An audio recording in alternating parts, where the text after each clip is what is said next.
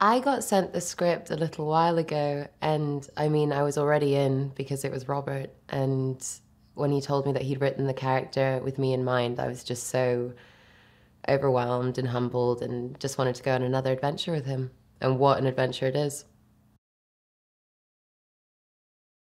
Olga was very interesting to me because I knew that I would be portraying an archetype, and the idea of how to be an archetype while still keeping it real and fresh and not going into stereotype. I think I was intrigued with how I could kind of play in that boundary.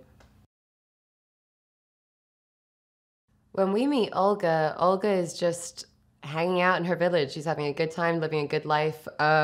She is a Slavic lady.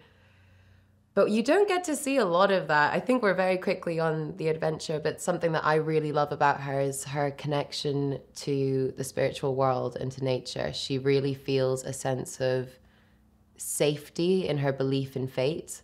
And that's a lovely confidence actually to have as a character, because you know that whatever's going on for her, she knows that it's what is meant to be. And that gives her a sense of ease, even when things are very difficult.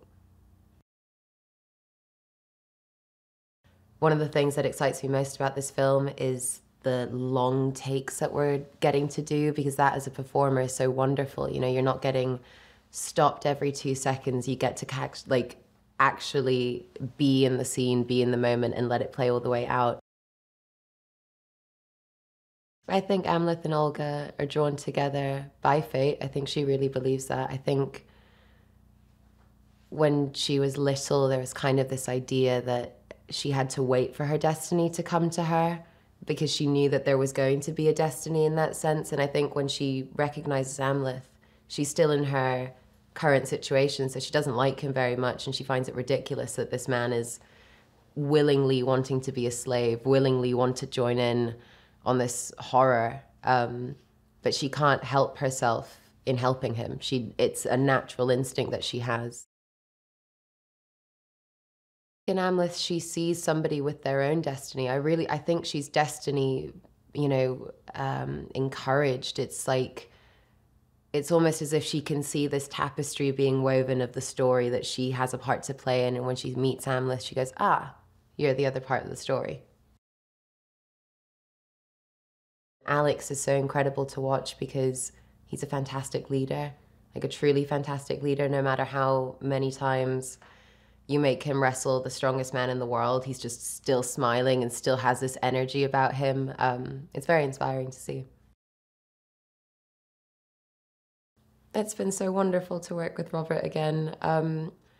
I feel so lucky that my first experience in filmmaking was with him, because I didn't actually realize how much of the way that I comport myself on set, the way that I approach my work, how much of that actually comes from him. It's only in coming back onto set and seeing the way he works that I'm like, oh, I get it from you. That's where I get these little things from. Yeah, he's just the best. I don't think I've been very lucky with the people that I work with, but because Rob and I have such an understanding of each other, we just go to really interesting places very quickly. It's one of my favorite experiences.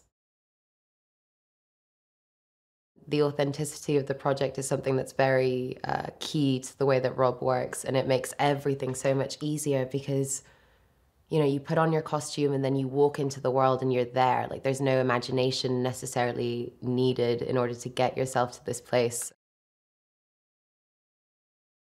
I am so happy to be working back in Northern Ireland. I did a movie here a couple of years ago and completely fell in love with the people and the scenery.